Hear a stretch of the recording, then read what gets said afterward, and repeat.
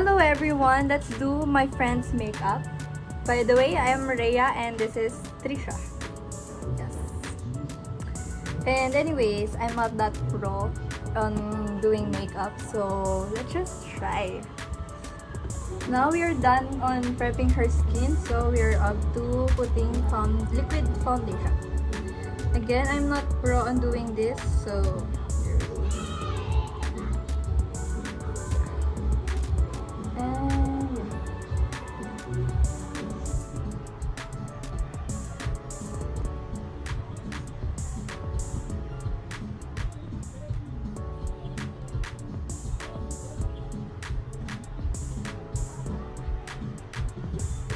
now we are done with her foundation, so we are now to kilay.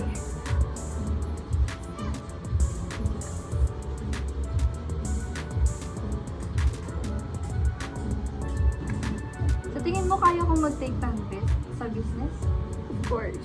You can do it. Ikaw na yun eh. Willing to learn naman ako, di ba?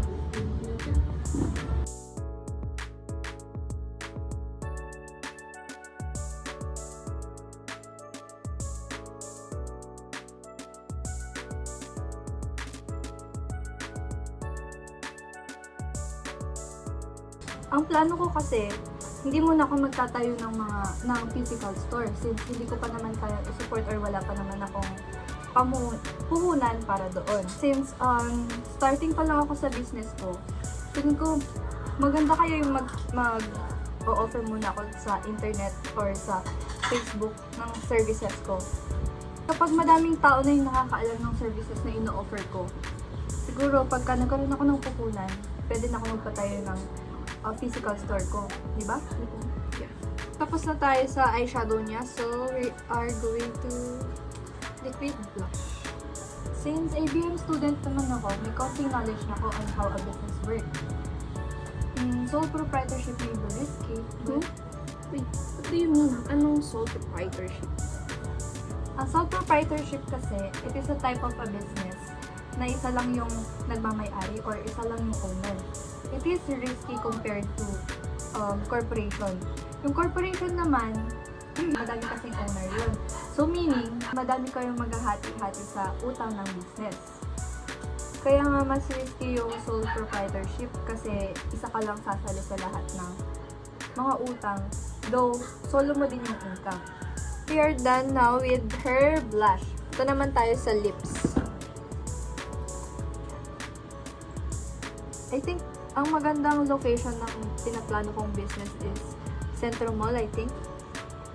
Diba? Yeah. Since yung target market ko is mga people na who like dressing up or pagka may mga event, I think ang most reliable na places na puntahan or paghanapan nila is sa mall. Diba? Para din for more exposure sa business ko.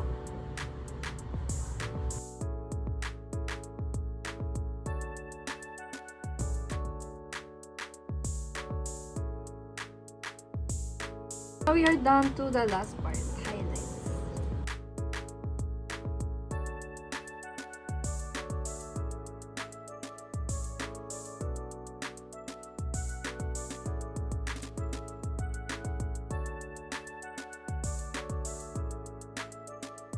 Yes, I do have plans on building a business in the future. No kwa. No, I think no siguro no dati ipon kon or kashay no kaya ko nga i-support or kaya ag-risk di kwarta para din ti business.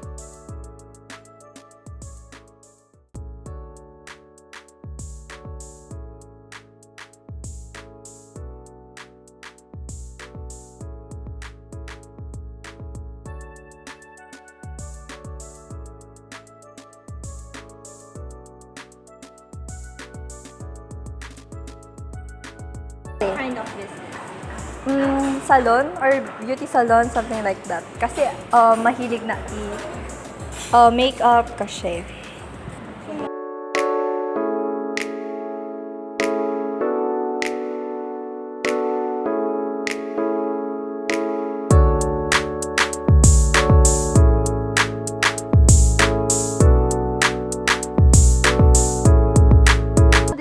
final look.